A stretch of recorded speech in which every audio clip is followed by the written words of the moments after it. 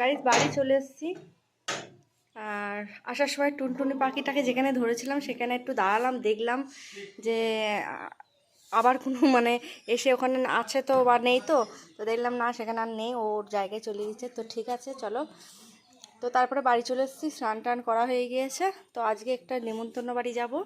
তো ভেবেছিলাম যাবো না, এখানে আজ 2 দিন ধরে প্রচুর পরিমাণে বৃষ্টি হচ্ছে, আর সকাল থেকেও বৃষ্টি হয়েছে।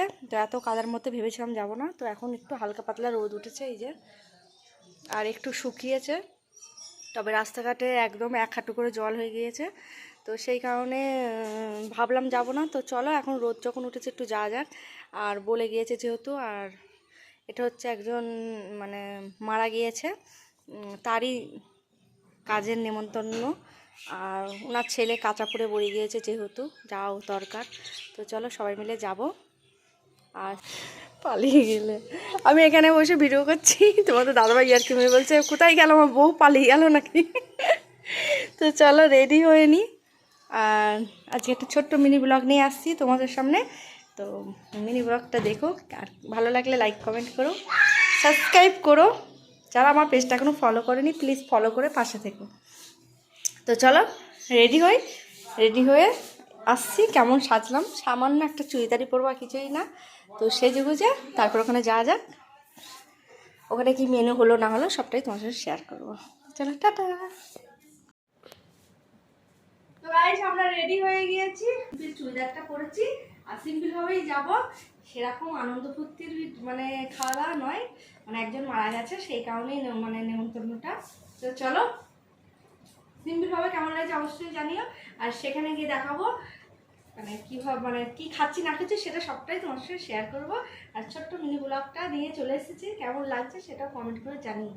চলো, এই যে হিনারাও রেডি হয়ে বসে আছে, এখন যাবো। চলো টাটা।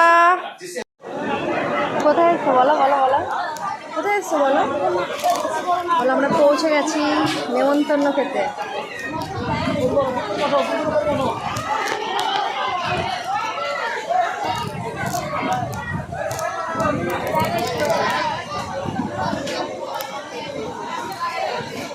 ওইদিকে বসেছে তোমাদের দাদাভাই আর বড় ছেলে।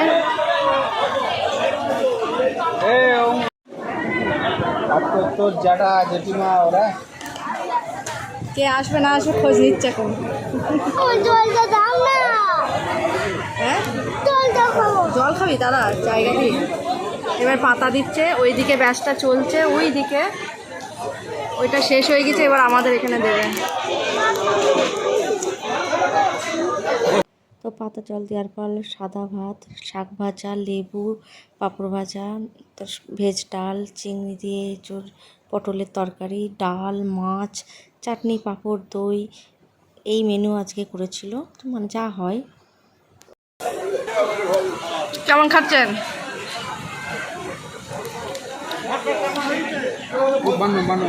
ভালো। কেমন খেলেন? কেমন খাচ্ছেন? ও দাদা কেমন খাচ্ছেন?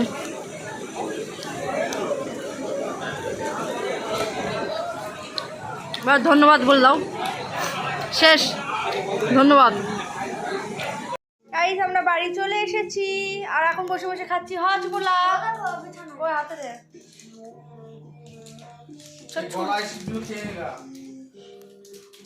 হজমোলা, ভোজবাড়ির হজমোলা এখন বাড়িতে খাচ্ছি হজম করার জন্য। আর একজনের মজা দেখায়,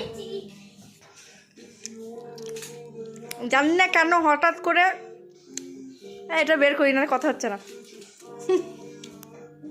জানি না কেন হঠাৎ করে ভোজবাড়ি থেকে এসে মাথায় টনক নড়েছে, এখন কালার করছে।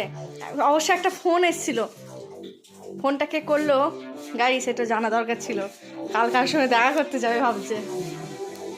কি গো হঠাৎ করে তুমি কলপ করতে বসলে কেন? হ্যাঁ দেখা করতে বলেছে কি? কার সঙ্গে দেখা করবা? করবো, সব কথা কি বউকে বলতে হবে নাকি? বউকেই তো বলতে হবে, বউই তো মানে তোমার মানে বন্ধু হবে পারফেক্ট। আমি একটুখানি কথা বলিয়ে দেবো। তোমার জন্য একজন কাজের লোক নিয়ে আসতে যাচ্ছি। আমার জন্য কাজের লোক? তার মানে আমাকে শোকেশে পুতুল করে রাখবে, শোকেশে পুতুল করে রাখবে। একটা ভোজবাড়ি থেকে ঢোকার সময় একটা ফোন আসলো, ফোনটায় কথা বলার পরই বউ কোথায় গেলে, পালিয়ে গেলে না কি করলো, করার পরই বললো দাও তো একটা বাটি দাও তো, কলপ করবো, কলপ করছে হঠাৎ করে। দেখো ভোজ টোজ খেয়ে যেতে জানি না কি ব্যাপার, ব্যাপারটা তদন্ত করতে হবে। তো যাই হোক, এবার আমি হজমোলাটা খাই। হজমোলাটা মুখে দিয়ে তুতলে যাচ্ছিল। তা রান্নাগুলো দারুণ ছিল, তোমাদের সাথে সব শেয়ারই করলাম। খাওয়া দাওয়াটা অপূর্ব হলো। তো এবার একটু টানা ঘুম দেবো, এখন বাজে 2:30, আমরা গিয়েছিলাম 1:30টার সময়। টানা ঘুম দেবো, ফুরফুরে ঠান্ডা ওয়েদার। বলো বাবু, বলো বাবু কি বলছো?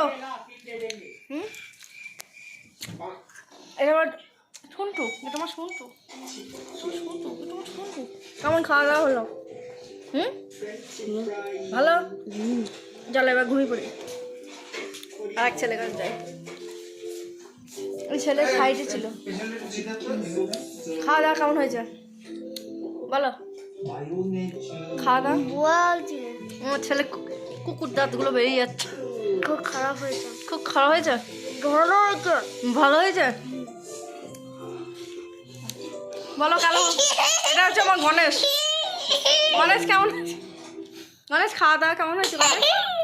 রসগোল্লা কটা খেয়েছো? 2টো। চাটনি পাঁপড় দই সব খেয়েছো তো? সেই খাওয়া দাওয়া হয়েছে। তো চলো বরের মাথায় কল করে দিই, বর দেখা করতে যাবে আমার সতীনের সঙ্গে। টাটা। চলো অনেক আটটাই মারলাম, পরে আসবো আবার।